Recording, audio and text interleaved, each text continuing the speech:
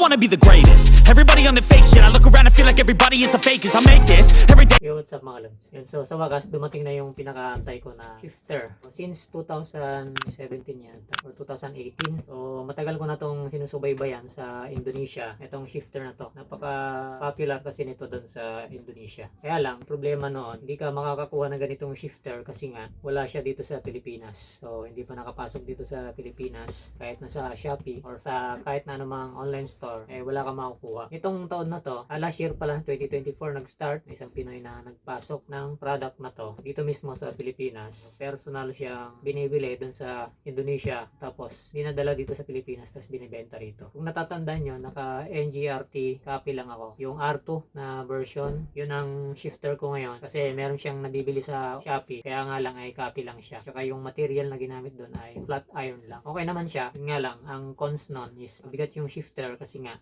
bakal siya. So, ang kinuha kong copy nun is yung kamukhang-kamukha talaga ng NGRT. Tapos, ang size nun is 8mm. Bali, 10mm dapat yun eh. Kaso, ang dumating sa akin is 8mm lang. Ang original na NGRT na R2 ay 12mm kung hindi ako nagkakamali. So, mamaya, sukatin natin to. Na-order ko to kay Sir Fernan Gingon, kung tama yung pagkakabigkas ko. Nandiyan na rin yung kanyang contact number. Legit to mga lods. Yan ako nang papatunay. Tinanggal ko lang yung kanyang address kasi, syempre, for security reasons na rin. Kontakin nyo na lang siya dun sa number na yan, screenshot mo kung interesado kayo. O kaya, PM nyo na lang siya dito sa page na to. Ilalagay natin sa screen. Matagal-tagal ko rin itong inantay na magkaroon nito. Ilang taon din. Kasi nga sa Indonesia lang to meron. So ngayon, meron nang nagbibenta. Tapos, nung nalaman nga rin nung mga seller din ng NGRT ng Indonesia na merong nagbibentang Pinoy dito sa Pilipinas. Ngayon, nagkaroon din sila ng ganito, NGRT dun sa Shopee. Yun nga lang, ang problema doon, hindi tayo nakakasiguro kung legit nga siya. Pero may mga nagpapatunay naman na legit naman. Problema lang, dun sa R2 nila, nakikita ko sa R2 ay chapsoy. Kumbaga, R2 yung iba, tapos may halo siyang R7. So, hindi siya puro. So, mag-unbox tayo mga lods. Tignan natin.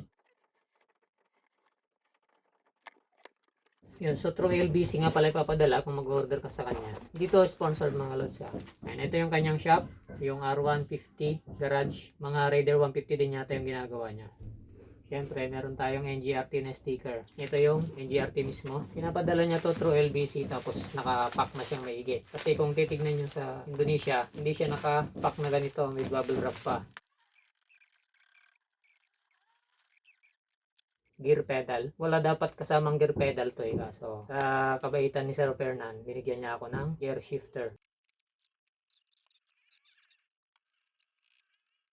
Ito na siya mga lods. So, tignan natin ang malapitan. Alright, so ito na siya mga lods. Susubukan natin buuin. Pero bago yun, check muna natin yung kanyang kapal. Ayan na, napakakapal. Ito yung nagustuhan ko sa R2. Ganun din naman sa R4 at saka sa R7. Magkakaiba lang sila ng design. Ang nagustuhan ko rito ay napakasimple niya. Parang, kumbaga, aesthetic siya. Mas payat siya tignan compare dun sa iba, dun sa R4 at saka R7. Parang mas bet ko siya kaya siya yung kinuha ko kahit na mas old model siya. Check natin yung kanyang kapal. Ayan, nasa 12mm yung kanyang kapal. Ganon din naman sa R4, 12mm din naman. Sa R7 ganon din, kaso may mga part na manipis na dun sa R7 at saka napakadaming detalye yung R7 kaya mas gusto ko tong mas konti yung detalye. Subukan natin buuin. Unahin na natin yung kanyang brake lever. Puro CNC mga lads. Alloy.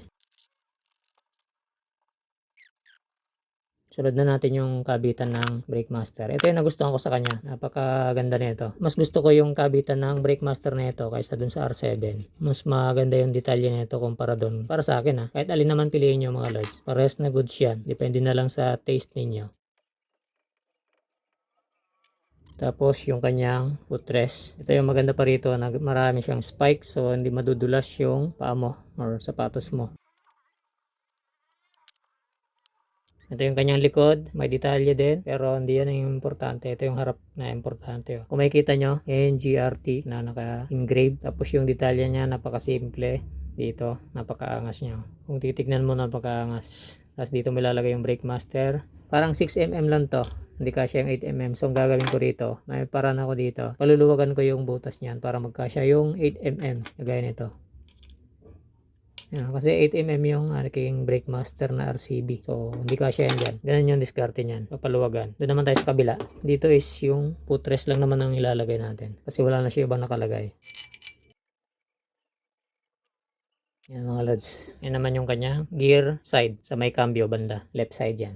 Tapos may kasama na siyang spacer, tsaka bolt. Ito naka-design to mga lods na single shifter. So kung magkakabit ka ng passenger footrest, hindi mo magagamit to, or pwede mong gamitin, magbabawas ka nga lang. Syempre yung lapad nung footrest, yung kanyang bracket, kailangan magbawas ka rito. So kung mangyayari yun sa akin, hindi ko muna gagamitin to. Sayang kasi pagka binawasan ko. Magagamit ko yan pagka nagka-racing ka na single shifter ka lang. Ito naman sa harap. So sakto na yan. Ayan, sukat na sukat yan. Ganun din sa kabila.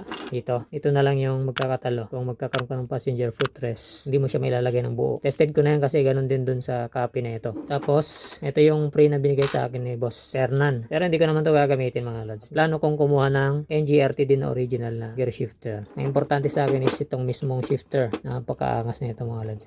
Yan o, napakakapal. Napaka-solid mga lods. Yung nabibili sa Shopee na Arto mga lods, ito yung sinasabi ko kaya umayaw ako doon. Hindi ako nag-order sa Shopee kasi nga ito chapsoy. Hindi ganito yung lagayan ng Breakmaster. Ang nilagay nila dito sa Arto is yung pang R7. So mas maganda yung detail nito compare doon sa R7 dito sa lagayan ng Breakmaster. Kaya kay Sir Fernan ako nag-order nito. Kung gusto mo ng ganito, pwede mo nang kontakin yan. Si R150 Garage, si Sir Fernan. Tapos ito pala mga lods, yung galing Indonesia ay walang ganito. Yung lagayan ng Breakmaster mismo. So, eto, gawa na lang to ni Sir Fernan. Pag nag-order ka sa Indonesia, walang kasamang ganito, sabi. So, eto, ginawa na lang niya to. In-order na lang. Tapos, nilagay dito. Tapos, meron din, yung mga galing Indonesia daw. Dito sa part na to, pagka hinigpitan mong todo yung bolt, isikip yung gear shifter. Ito yung sinasabi ko mga lods na yung galing mismo ng Indonesia is walang washer nito sa loob. Pagka hinigpitan maigi, pitan natin. Yan. Hindi pa ganun kahigpit yun ha. Ayan o. Maganit na. Kaya ang ginagawa dito, buksan natin. Ganito yung diskarte niyan mga lods. So ayan, tanggalin mo to. Ayan, sa pagitan ng spacer at saka yung kanyang bearing, maglagay ka ng isang washer manipis. Sobrang nipis lang nito na stainless. Ayan.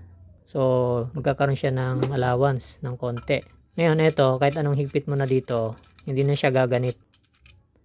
Ano. Again mga lods, hindi ito sponsor mga lods. Yung payment nito is cash basis to mga lods. Wala siyang COD, cash lang. Pero ako na nagsasabi, legit mga lods. Ayan, napakaangas.